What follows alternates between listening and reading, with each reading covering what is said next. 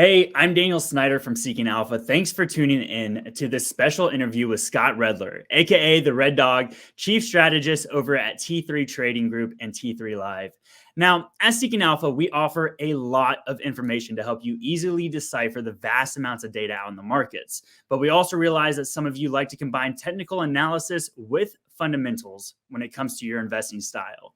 That's why it's really great to have Scott here with us today. Scott has been a professional trader in the markets for over 2 decades and has been helping others find great entry and exit points in positions over the years. Now, I could go on and on about Scott, but let's not waste any more time. Let's bring in Scott Redler to the conversation to dive in deeper with what he is seeing in the market right now and what he's watching. Hey, Scott, I know you have a lot of information you're ready to share today. And I'd like to get started from the bird's eye view. So after 3 years of massive gains in the overall market, followed by the recent correction we're experiencing now, what is your market outlook for the rest of this year? That's a very good question. I think everyone out there is trying to figure out what's next. Kind of coming into this year, it felt a little easy to make the call that it's going to be a tricky year for equities. Like you just said, in the last 3 years, the S&P was up 20%. 17%, then 27%. That's just the last 3 years. If you go historically over the last 100, I think the average is 7%. So as I headed into this year, I'm like, you know what? We're going to have a little tough sledding here, considering the inflation, considering that the Fed has to reduce the pace of purchase, considering they have to raise rates. So for me, from a technical standpoint, I said, listen, let's see what happens here. If they break the 8 day in the S&P cash, myself, as well as my active trading community, we should go from what I call portfolio approach to tactical approach. What does that mean? That means usually if the market's healthy, the S&P is above the 8 day, technology, the Qs are above the 8 day, we could hold 10, 20, 30 positions, let the market make us money, then use our chart patterns in order to create cash flow around the best acting stocks. But once you're below the 8 day, that means the market's not having any momentum or it's a little faulty. So we try and bring risk down so we could actually make money short and get out of the way and test levels. So with that being said, we've been off what in the S&P, I think the low of January 24th in the S&P was about 10% off the highs. And the low in tech was over 20% off the highs. And that was the first month of a corrective period. So we've had this snapback, right? The oscillator hit minus 100, which is extremely oversold, into that low of, I think, 42.20. We had our bounce back to bringing the oscillator back to neutral. We had a really nice trade in a lot of the oversold names, but now the market's not oversold anymore. The market's trying to figure out, was that the low of 2022, or are we going to at least retest that low or maybe go below it? So I'm trying to be a little flexible here. I have a few positions on, but I'm also not sure if we're going to hold in what right now it's February 8th. The S&P is above 4450, which is about 4 or 5% above that low, and the market's trying to figure out what's going to happen on Thursday with the CPI. If the CPI is less than feared, perhaps that could help tech a bit. And then you'll see some of the stronger sectors come in, like the banks and energy. So we've had this vicious rotation. So it's hard to make big bets prior if you're active like I am. But I do see on a macro level, a macro head and shoulders pattern in the S&P and the Qs. Okay, what does that mean? It's a head and shoulders pattern is a distribution pattern that could lead to lower prices if the right shoulder doesn't get blown out, which is what we're building right now. And then if we take out the neckline, which we just put support in, which was 42.20. So at this point, the Fed just started this whole process of reducing the pace of purchase. They have to raise rates. Some say 4, 5, 6 times. I think maybe 3. It all depends on the market action. But over the next 2 months, I do think that you have to still be careful. I think we could retest those lows. I think there is a chance that we break those lows.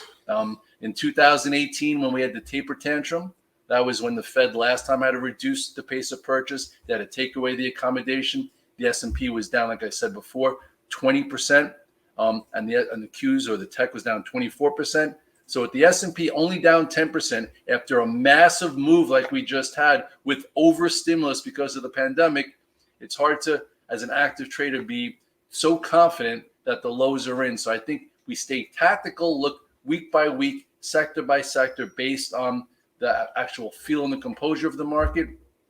But if you're a long-term investor, which I am also, I have a 401k, my wife has one, I have a 529 for my son. At this point, I think you put your monthly flows into your S&P fund, or hopefully your big tech fund, and over time you're gonna win. But if you trade actively and get paid monthly and quarterly, then I still think you have to be careful here. Take your trades, respect the money, net money, and every week pretty much go over what's happening with the tape. So this way you can be prudent and not put yourself in harm's way. Yeah, you just went over a lot of information. I just want to take a second and break it down for, clarity's sake and to make sure our audience understands. You were talking about the 8 moving average, the 21 moving average. You're looking at patterns. Can you kind of give our audience, from a technical analysis, a little bit more of a breakdown of what you look for specifically with the 821 and the patterns that you look at? Okay, so moving average measure price. So as an active trader, usually we are short term and we want price to have momentum. And when the S&P is above the 8 and the 21 day, that's your momentum moving average. So for me, since I trade so actively, if we're above that, I could hold things because it's paying you to hold things, and things are moving fast and they're moving, making higher highs and higher lows, which is what traders love if you like to be from a long stance. And I tend to like to trade more from a long stance. But once you break the 8 and 21 day, that means the market's a little bit weaker. It's lost a little bit of momentum. It's kind of like if you're a marathon runner. All right, once you break the 8 and 21 day, you might have a little tendonitis in the calf. Your hamstring's a little bit sore, so you're slowing down a little bit. Maybe you ran too many marathons and you're getting to be my age and you got to, go into the trails. But then all of a sudden, you start pushing it, but you don't realize that you did lose a little strength, like losing the 8 and 21 day. And then all of a sudden, your hip starts to hurt, and then you go down to the 50 day. The 50 day is a little bit more of an intermediate moving average, which bigger, maybe like mutual funds and hedge funds look at to see and measure the overall strength. And then you have the 200 day. The 200 day is the institutional moving average. Typically that measures really the health. Like if all of a sudden I need back surgery and I got to be out for 2 years, that's what happens if you're below the 200 day for a while. You're in a bear market. You're not running any marathons, and stocks are probably heading a little bit lower. So the 8 and 21 day is the first line of defense. A lot of people are like, oh, we're going to have a 10% correction in the S&P. I'm like, well, you got to trade below the 8 and 21 day first. And if you get out of the way when that happens, you could actually test levels when the market hits the 50 day or perhaps the 200 day versus being caught in it.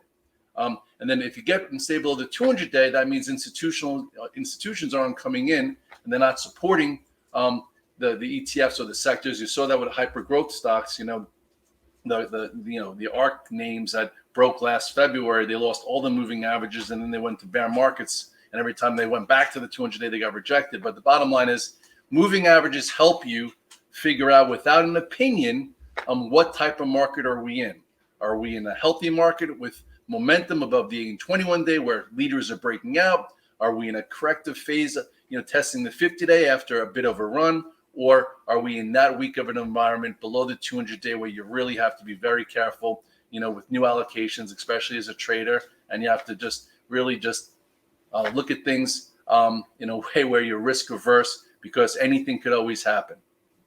Yeah. And now you mentioned we're in this form of the right shoulder, right? The market's trying to figure out what's going on right now. We had the CPI number this week that you mentioned.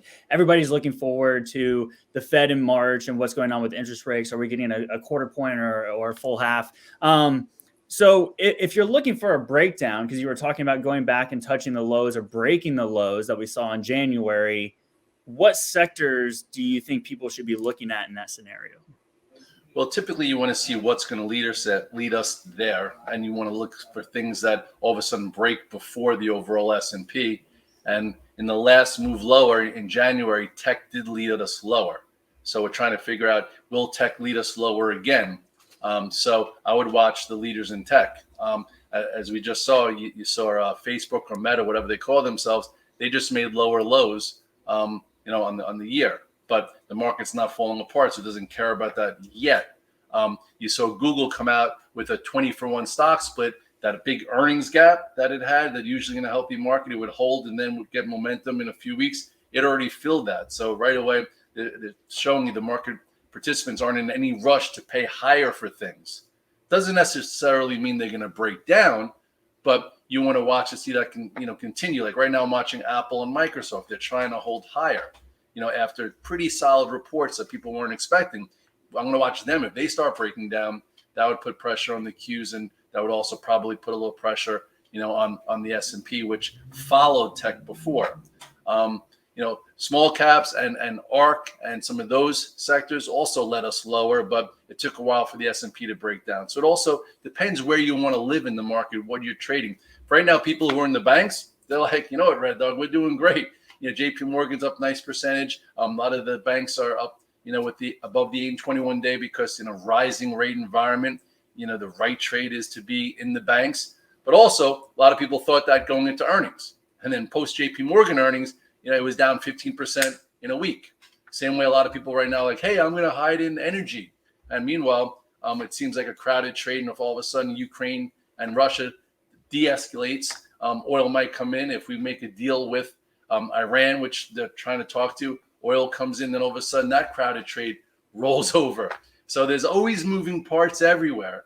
But overall, you really want to look at the S&P and see if it's above the 8-21 day and see those important levels, because if that's going against the market, when the tide goes against you, you want to ride it. You don't want to, you don't want to fight it. So there are some leading sectors at times that help give clues on that. And then all of a sudden, if all the S&P does correct and a lot of the sectors you're in shows relative strength, as soon as the S&P finds that pivot low, like right now it's 42.20 from January 24th or wherever that was, then that's the sector that's going to show relative strength and lead the next move. Leaders and sectors change all the time. New bull markets come back, after a big down cycle. And usually the down cycle is what shows you what's acting best, what names are showing relative strength and leadership. And they're the ones that are going to have the most explosive moves, but you have to watch that develop. Yeah. So it sounds like you're watching a lot of the large cap megatech. Is that right? Okay. So you would recommend people maybe keep an eye on that, just also because they hold such a big weight within the overall market that'll help dictate from here on out. Okay. That's good to know. When it comes, you keep talking about the Fed. We keep talking about interest rates, right? And the hikes and how the banks are doing so well because the interest rates going up or the yields going up. Sorry. We have a lot of numbers being thrown out there about how many interest rate hikes there are this year. Wondering if you have an opinion on that. I think it all depends on the market action. Everyone says, oh, the Fed doesn't watch the market. Yes, they do. If all of a sudden we don't roll over here and they blow out the right shoulder and the S&P is, went from down 10% at the lows in January and is only down 2 or 3%, Fed's going to do what it wants to do. It's going to be like, okay, market's acting well. We got to get back in line. Maybe we'll do a half. If we rolled over and we were below that pivot and, maybe they would do a quarter. And I do think that it's a function of the market. And at this point, if the market's acting the way it's acting, it's going to stay the course until it affects the tape because they are behind the curve and there is inflation. So I would think 3 to 4. I'm not in the 4 to 5 camp, but I'm going to go meeting by meeting and, action by action, so to speak. I think anyone out there is just making a guess. So I'd rather not guess. I'd rather let the market show me what it's going to do and then act appropriately based on my time frame. And again, it's all about your time frame. If you are, I'm 49 years old. I'm going to be putting money in my 401k for 15 years. It doesn't matter. As far as for even if someone like my assistant, he's like 25. He's like, I don't want to start putting money in a 401k now just in case we correct. I'm like, well, if you start now, you could do it monthly. You could have your inflows and you'll catch that average cost. It doesn't really matter. But if you do trade actively for a living and you want to make money monthly and quarterly, you need to know what to look at. And if you are a fund manager and you need to outpace the S&P, then a lot of those guys actually got really beat up because they tried to do everything but the S&P last year, whether it was the small cap bios or the small caps. All those sectors underperformed while the S&P did well. So it's a tricky game. You got to know what game you're playing, and you have to know what to look at. At this point, again, banks look great today, and then all of a sudden on Thursday we get a less than feared inflation gauge. The banks will correct, and then tech that's been lagging will pretty much outperform for a short squeeze. And you need to know where there's room, where it can get to and then trade again according to your plan, and then measure those levels. But for now, we're in like this intermediate zone where I call it a wedge pattern. It's like a pattern of indecision. And if you want to just think about it from the S&P, I'll give you some levels. You have 4450. Okay, write that down. 4450 in the S&P cash. If that breaks over the next week, you could see the lows of 4220 perhaps. If it breaks above, I'm looking at the level of 4539, which is in the inside range, gets above it, anyone short thinking we're going to go back to those lows, they probably get squeezed, and then your next level up probably can get to like 4650. So I think I've kind of forgot the question you asked me as I continue to talk. But no, it's all right. No, that was a lot of great information. I just kind of want to, I'm curious, we've been talking about CPI earlier in the interview. You referenced, the last time the Fed tried to raise interest rates, we saw the end of 2018 with the pullback in Q4. We have Ukraine going on. We have continued supply chain inflation.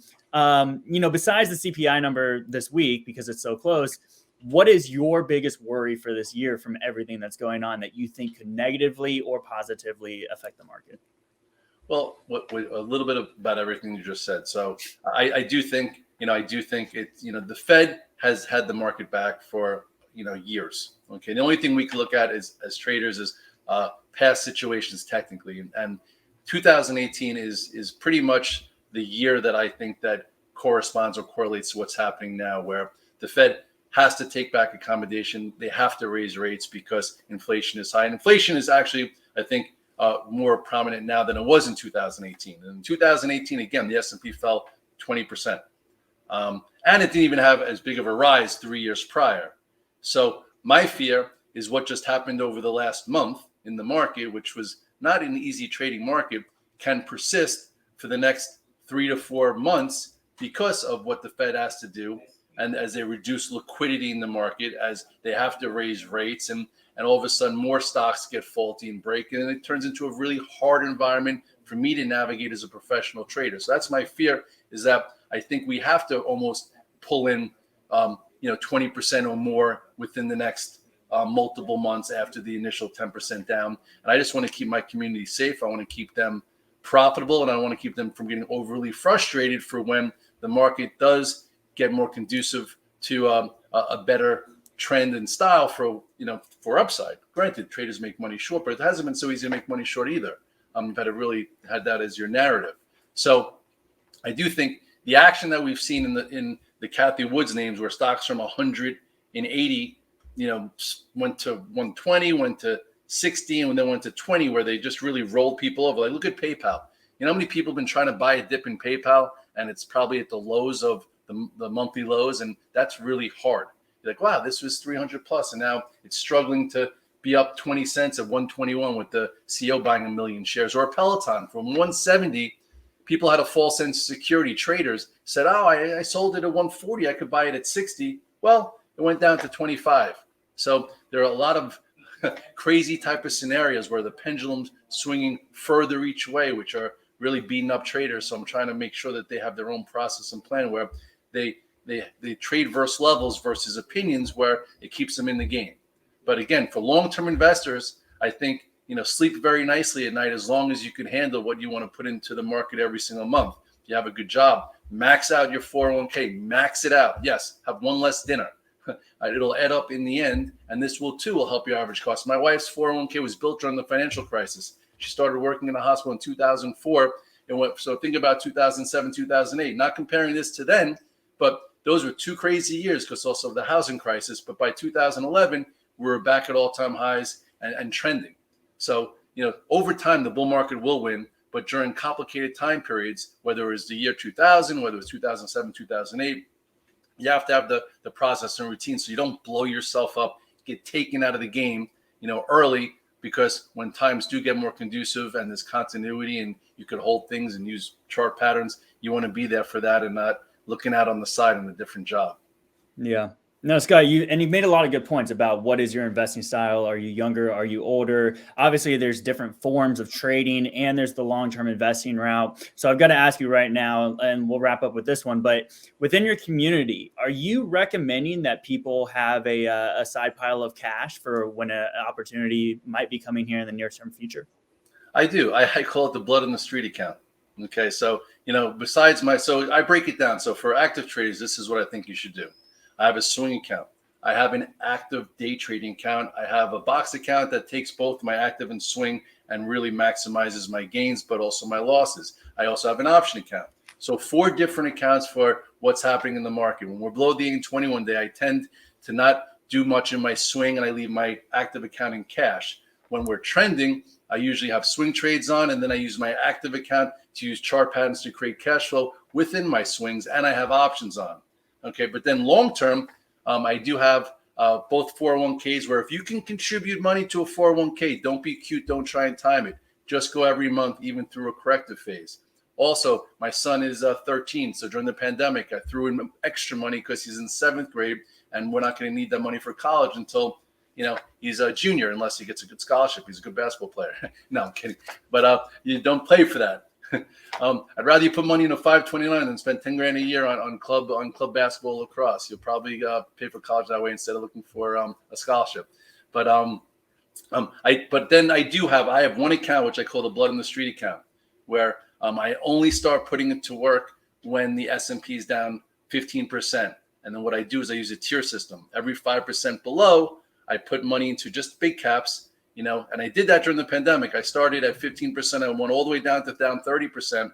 And then once we wound up making new highs, I went back to cash and it's going to sit there. But that's just one account. If you don't have an account like that, then make sure long-term you put your monthly flows in. Don't try and be too cute. Because I do know some guys that said, hey, Red Dog, when the financial crisis was about to happen and I was all over with Mark Haynes calling him, he said, I'm going to get out of the market. So he got out of the market. And then all of a sudden, 4 years later, I'm like, wow, you got out of the market right before the financial crisis. You're the man. You timed it. I'm like, you must be doing great now. He's like, well, I'm waiting for a pullback. And he's still waiting for a pullback and never got back involved in the market. So if you're going to try and be cute and time things long term, you better be sophisticated, educated, and know how to get back in if all of a sudden you get to miss a little bit of the corrective phase, which is sometimes hard to do unless you're really super professional and attentive to what's happening.